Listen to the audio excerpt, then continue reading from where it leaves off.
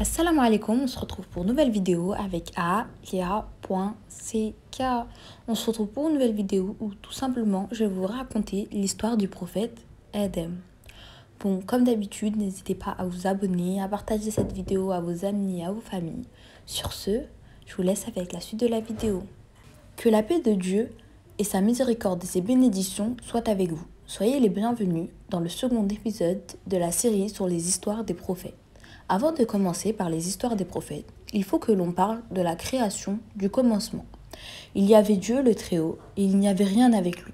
Il est le premier dont l'existence n'a pas de commencement. La première chose que les seigneurs, le Très-Haut créa est le trône. Et après un temps, il créa la plume, le qalam.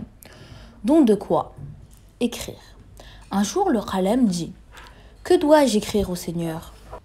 Allahu Akbar lui dit « Écris ce qu'il y a et ce qu'il y aura jusqu'à l'heure suprême. Écris toutes choses que nous avons créées et toutes choses avec mesure. » Chapitre 55, verset 49. Toute chose fut écrite 50 000 années avant la création de la terre et des cieux.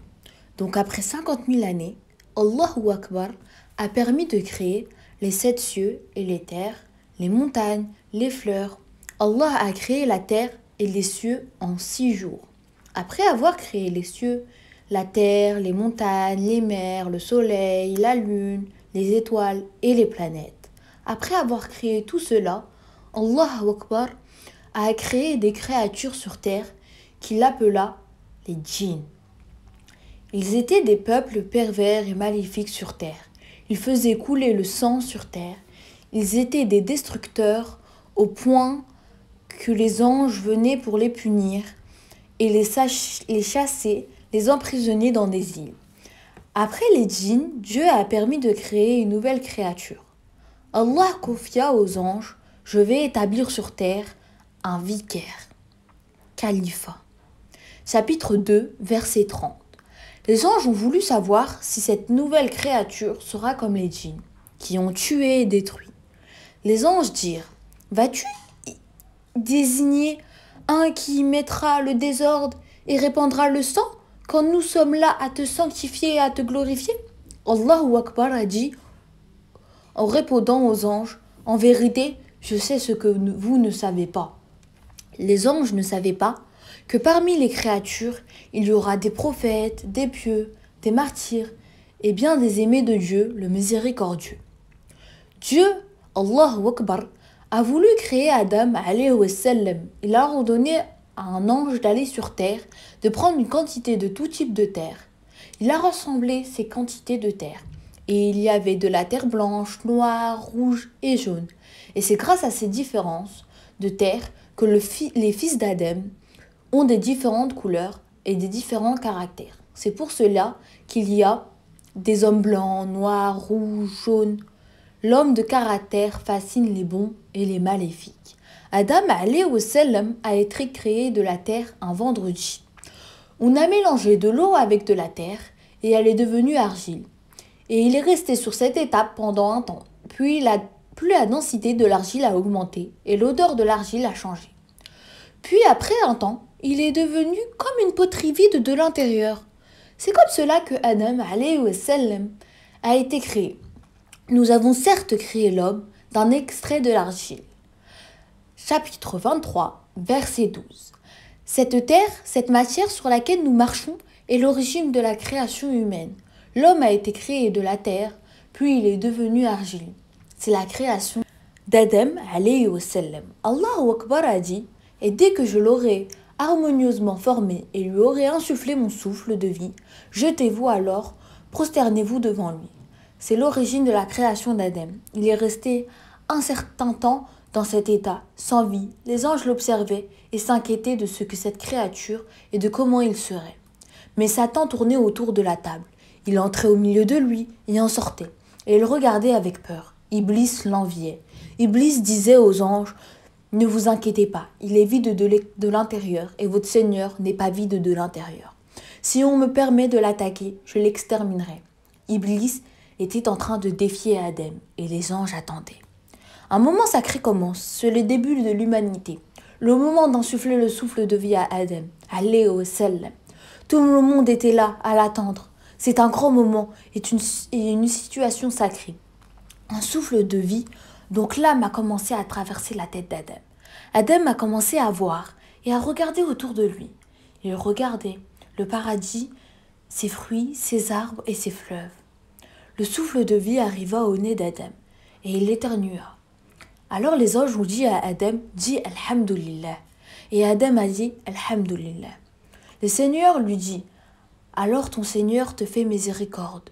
Le souffle de vie est descendu dans le ventre d'Adam. Et là, il a désiré les fruits du paradis. Et il a essayé de se lever, sans que l'âme ait atteint ses jambes, pressé de prendre et de goûter les fruits du paradis. Et quand le souffle de vie a atteint tout le corps d'Adam, il a commencé à marcher. Les anges le regardaient et tout le monde attendait. Allahu Akbar a dit à Adam, regarde ce groupe d'anges, va à ses yeux et dis que la paix soit avec vous. Alors Adam est parti vers les anges et quand il est arrivé à eux, il a dit que la paix soit avec vous. Les anges ont répondu que la paix d'Allah soit avec toi, sa miséricorde et ses bénédictions. Et là, les anges ont commencé à apprécier Adam alayhi wa sallam. Quel beau moment, c'est le début de l'humanité. Les anges et Adam ont commencé à s'apprécier.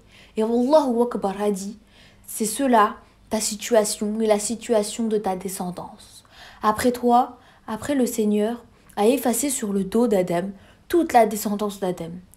Donc toutes les âmes jusqu'au jour du jugement sont sorties. Imaginez combien de monde cela fait, combien de milliards d'âmes sont sorties du dos d'Adam. Moi, toi et tous les humains, nous sommes tous sortis du dos d'Adam ce jour-là. Les gens du paradis ainsi que les gens de l'enfer, Adam alayhi wa sallam les a regardés ce jour-là. Le Seigneur a parlé à toutes ces âmes et il leur disait « Ne suis-je pas votre Seigneur ?» Et toute l'humanité répondit « Mais si, nous en témoignons. » Et le Seigneur leur a dit « Ne dites point au jour de la résurrection, nous n'y avons pas fait attention. C'est la nature primordiale de l'homme qui doit rester dans nos cœurs. C'est la nature primordiale de l'homme que nous ne pourrons nier le jour de la résurrection. Que la création d'Adam est finie. L'ordre de Dieu devait être exécuté. Et là, tous les anges, tous ceux du haut ciel, et à leur tête l'ange Jibril, donc Gabriel, tous se sont prosternés pour Adam par respect pour lui, en l'honorant, en répondant à l'ordre d'Allahu Akbar. Imaginez cette scène, sauf une seule créature, une créature étrange et indigne. Il ne faisait pas partie des anges, c'est Iblis. Dieu lui permet d'être entre les anges. Il est resté debout en regardant les anges autour de lui, tous prosternés à part lui. Il ne s'est pas prosterné. Iblis est resté debout à cause de son orgueil, de sa haine et parce qu'il enviait Adam. Le Seigneur, le Très-Haut, lui a demandé « Pourquoi tu ne te prosternes pas ?» sachant que Dieu connaît le mieux ce qu'il y a au fond d'Iblis. Regardez la réponse grossière d'Iblis. « Moi, je me prosterne pour cette créature. Moi qui ai été créé de feu, je me prosterne pour quelqu'un créé d'argile. » C'est cela l'orgueil. Regardez comment l'orgueil rend une personne. C'est la première désobéissance envers Dieu que le ciel ait connue. Désobéissance d'Iblis qui a été parmi les personnages rapprochés, parmi les anges, mais il a désobéi à cause de son orgueil. Et imaginez sa situation, alors que tous les anges sont prosternés, lui seul reste debout, tout en affirmant son orgueil et son envie. Et il dit « Qu'il est meilleur que lui ?» Chapitre 38, verset 76. Et là, notre Seigneur, le Très-Haut, le sort du haut ciel. Il exclut de ce degré élevé qu'il avait bénéficié pendant longtemps. Il vivait parmi les anges, maintenant il est exclu du paradis à cause d'une seule désobéissance d'Iblis. La malédiction de Dieu est sur lui. Et jusqu'au jour de la résurrection alors, imaginez celui qui désobéit à Dieu le Très-Haut sans cesse et qui insiste sur son orgueil.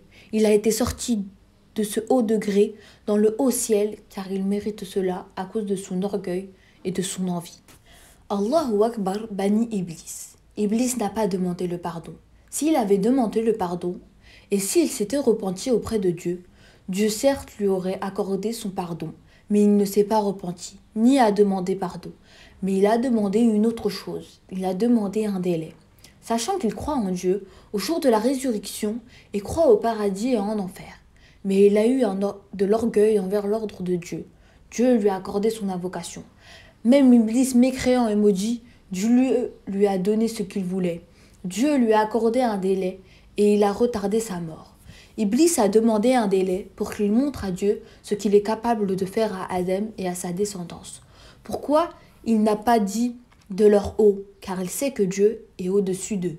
Dieu le Très-Haut a dit à Iblis, « Sors de là, banni et rejeté. Quiconque te suit parmi vous, tous, j'emplirai l'enfer. » Chapitre 7, verset 18. Et Dieu lui a donné une descendance des shayatin qui le suivent. Il a une grandiose armée de shayatin. Le but de cette armée est de faire la guerre à Adam et à sa descendance. Iblis, qui a été banni du haut ciel, Iblis a dit à Dieu, « Dieu, par ta puissance et ta majesté, je vais les endurer, assurément tous. » Dieu le Très-Haut a répondu à Iblis, « Par ma puissance et ma majesté, je leur pardonnerai tant qu'ils demandent le pardon. » Il s'agit d'un hadith qudsi, c'est-à-dire que son sens vient d'Allah et que ce terme du prophète Mohammed sallallahu alayhi wa sallam. Et en ce qui concerne Adam alayhi wa sallam, Allahu Akbar l'a fait entrer au paradis. Il mangeait les fruits du paradis. Il buvait de ses fleuves et se réfugiait sous les ombres du paradis. Mais malgré tous ces délices, Adam se sentait seul et se disait « Comment je pourrais vivre seul dans ce délice ?» Et là, Adam alayhi wa sallam s'est endormi. Et quand il s'est réveillé, il a vu une femme à côté de lui. Il lui demanda « Qui es-tu » ?« Je suis une femme. » Il lui demanda « Qu'est-ce qu'il t'a fait venir ici ?»« Dieu le Très-Haut m'a créé. » Il lui demanda « Pourquoi il t'a créé ?»« Il m'a créé pour que tu vis en tranquillité avec moi. » Les anges ont demandé à Adam alayhi wa sallam quel est son nom. Les anges ont voulu tester Adam s'il connaissait tous les noms. Adam alayhi wa sallam a dit « C'est Hawa. » Et les anges ont demandé « Pourquoi ce nom ?» Adam a dit « Car elle a été créée d'une chose vivante. » Hawa a été créée à partir d'une côte d'Adam. Adam et Hawa, donc son épouse, sont en train de profiter de ce délice et de ce paradis. Ces arbres, ces fleuves, ces fruits, quel délice ce paradis. Où Adam vit avec son épouse. Ces fleuves, ces fruits, tout est licite. Pour vous, à part une seule chose. Cet arbre, ne l'approchez pas. On ne les a pas interdits d'en manger. Seulement le Très-Haut leur a dit de ne pas s'en approcher. Car en manger, c'est encore pire que de s'en approcher. Ô Adam, toi et Hawa, faites attention à une troisième personne qui vivra parmi vous. C'est lui l'ennemi qui a juré de vous faire sortir de ce paradis. Iblis va souffler le mal au fond de vous et il vous tentera, mais attention à toi et à ton épouse, de ne pas écouter sa parole. Sache que le combat est difficile et que cela sera la première bataille de cet ennemi contre toi et ton épouse. Et il fera en sorte que tu manges de cet arbre, mais ne le fais pas. Nous saurons la suite dans le prochain épisode, si Dieu le veut. Je vous laisse entre les mains de Dieu, et que la paix et la miséricorde de Dieu et ses bénédictions soient avec vous. Salam alaikum, j'espère que cette vidéo vous a plu. N'hésitez pas à vous abonner et à partager cette vidéo. Sur ce, bisous, je vous aime.